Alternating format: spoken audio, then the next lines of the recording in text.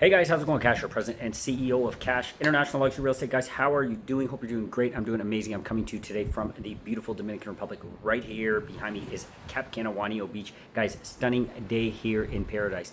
Guys, today's video, I want to do a quick one because I was doing a little bit of reading and I thought this is such an important topic, and we need to talk about the fact that you will one day have loved where you lived, okay? Past tense. And one day, guys, you're going to have your investment here and you're going to be off. You've enjoyed the beaches and you're going to be off to the heavens. And what's going to happen to your assets after that? What are we going to do? What is your family going to do? How much do they get charged? Let's go ahead and talk about that in today's video. It's going to be a quick one, but I want to give you something to think about so you are not leaving your family in the dark when, God forbid, something happens. All right, let's talk about that. All right, guys, thanks for joining me here. Please remember to like, subscribe, and share. In today's video, I want you guys to be aware of a couple quick things. If you pass away, guess what happens, guys? There is a 3% tax that is applicable to your family to get your assets, okay?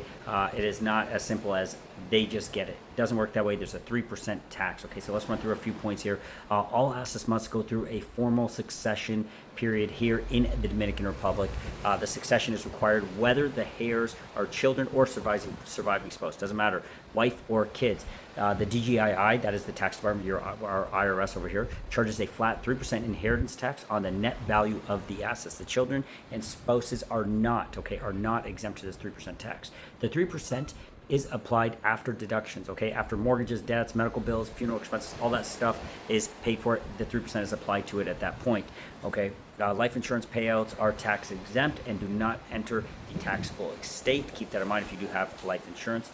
Very small estates are exempt from this, okay? When I say small, I'm talking like under 1,000 pesos or something, basically irrelevant, okay? Those are exempt.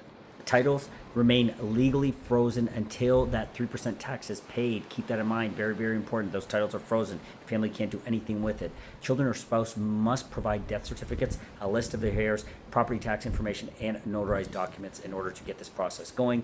New titles are issued only after the inheritance tax is paid in full, completely paid. That's when that's issued. Okay. Foreign heirs follow the same rules as the Dominican heirs. Without filing succession, heirs may face years of delays and inability to sell or control the asset. That's sad to see, especially when someone has lost a loved one and probably a really, really great asset over here that they've left behind for their family to enjoy. Well-organized titles documents significantly reduce the inheritance delays that can occur.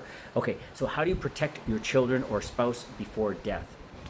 We're going to talk about that in the next video. Stick around.